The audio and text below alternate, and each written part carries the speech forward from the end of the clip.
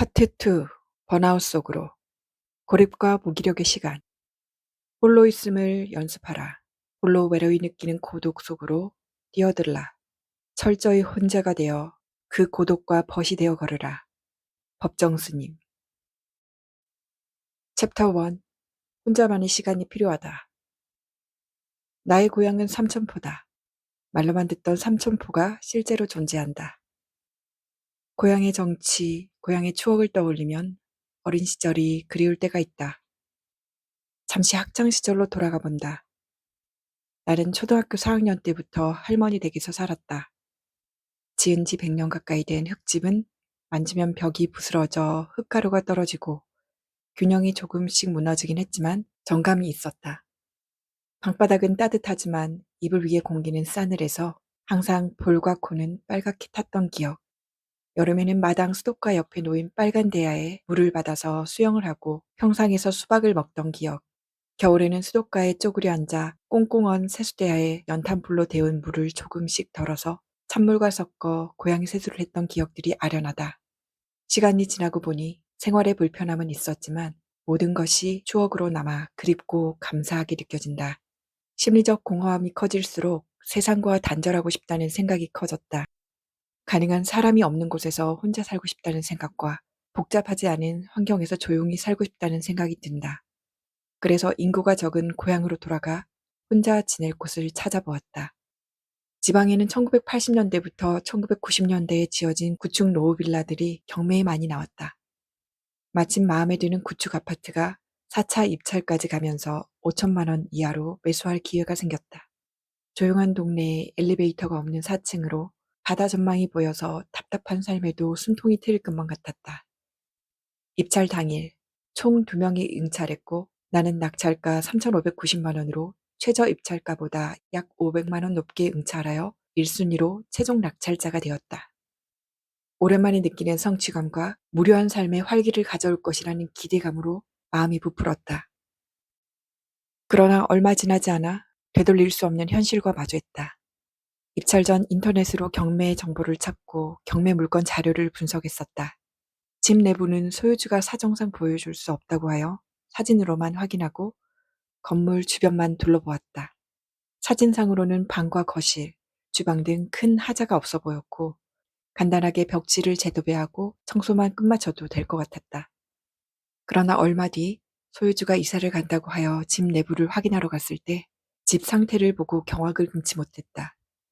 40년 전에 지어진 콘크리트 집이 100년 전 지어진 흙집보다 더 처참하게 무너져 있었다. 안방과 거실은 누수와 곰팡이가 심해 벽이 검게 썩은 채 벽지가 흘러내린 상태였고 천장은 형체를 알아볼 수 없을 만큼 크게 뚫려 있었다. 그리고 물건 명세서에는 없었지만 베란다 불법 확장으로 중간중간 메워둔 것이 보였다. 설상가상으로 아래층에서는 누수 피해를 입었다며 보상을 요구하는 상황이라 섣불리 매수할 수 없었다.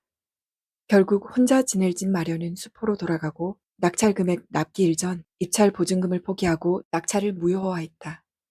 그때 나는 수백만 원의 돈을 잃은 것보다 더 큰 슬픔이 밀려왔다.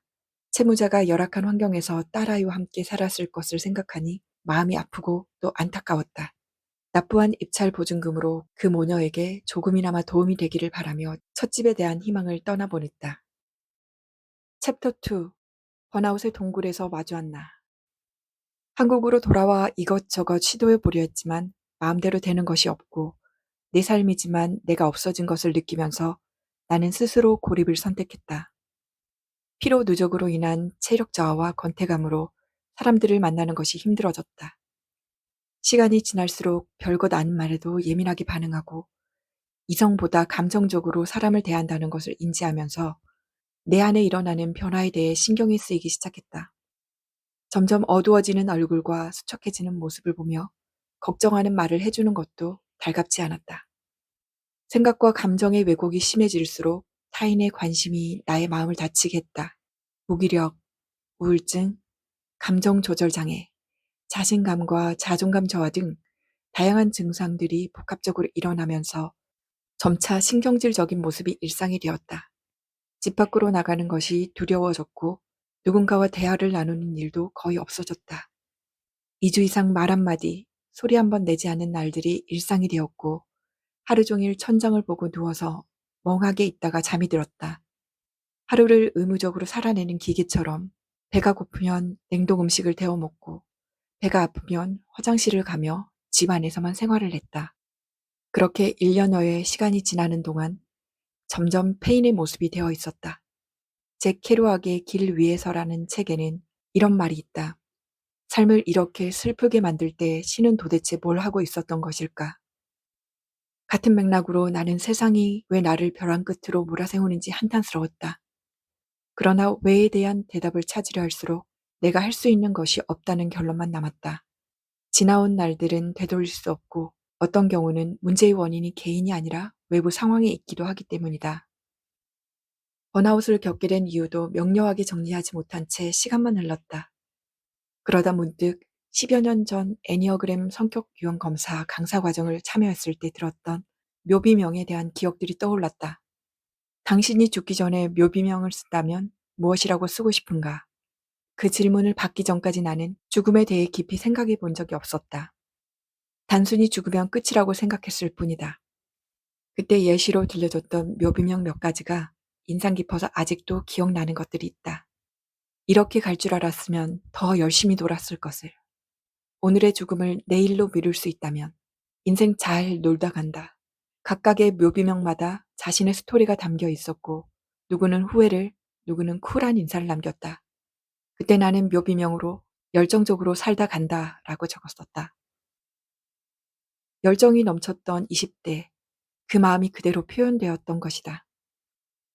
그러나 번아웃을 겪고 있는 시기, 다시 한번 묘비명을 떠올렸을 때 나의 답은 달라졌다.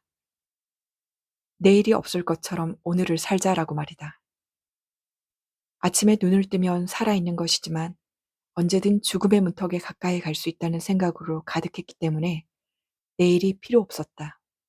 그래서 새기고 싶은 묘비명이 바뀐 것이다. 한스 힐터의 죽음이 물었다 어떻게 살 거냐고 에서는 영국의 소설가 오스카 와일드와 아인슈타인이 죽음 직전 남긴 말을 회고했다. 오스카 와일드는 고열과 뇌막염, 선망 증세에 시달렸으며 죽음을 앞두고 침대에 누워 지난 날을 회상하며 이렇게 말했다. 예전에 나는 돈이 인생에서 가장 중요한 것이라고 생각했어. 그런데 돌이켜보니 새삼 깨달았지 뭐야. 그것이 진리였음을. 나는 내 처지를 넘어 분에 남치게 죽음을 맞이하네. 물질적인 것을 따르지 말라는 이상적인 말 대신 지극히 현실적인 이야기를 남기고 간 것이다. 자신의 일을 통해 얻은 성공과 명예, 그리고 물질적인 풍요로움까지 영유하고 가는 인생. 누구나 바라는 마지막이 아닐까? 반면 아인슈타인은 내가 할 일은 다 한 것 같다 라는 마지막 말을 남겼다. 그 말 속에서 나의 지난 시간을 흘려보냈다. 하고 싶은 일과 해야 할 일을 다 했을 때의 후련함은 누구나 한 번쯤은 경험해 본 적이 있을 것이다. 그러나 긴 인생의 끝에서 삶의 전반을 돌아보며 후련하게 살다 간다라고 말할 수 있는 사람이 얼마나 될까? 나는 오스카 와일드의 현실적인 풍요로운 삶과 아인슈타인의 소명을 다하는 삶, 두 가지 모두를 추구했으나 두 가지 모두를 실패했다는 생각이 들었다. 그렇지만 그들과 내가 다른 한 가지는 나는 아직 살아있다는 점이다. 죽음이 아닌 삶을 선택한다면 나의 마지막을 얼마든지 바꿔볼 수 있을 것이라는 생각이 들었다. 그렇게 1년 이상의 고립의 시간 동안 생각의 꼬리잡기를 통해 내가 다다른 곳은 다시 살아보기였다. 이전까지 내가 열심히 살았다고 한 것은 잊자. 그 열심의 방법이나 방향성이 맞지 않았을 수도 있다. 그리고 매사 100%의 정신을 쏟았다고 생각한 것이 사실은 그렇지 않았다는 것을 인정한다. 그리고 다시 일어설 수 있다면 내일이 없을 것처럼 오늘을 살며 매일을 풍요롭고 감사하게 받아들이기로 했다. 그리고 후련하게 떠나는 것이다.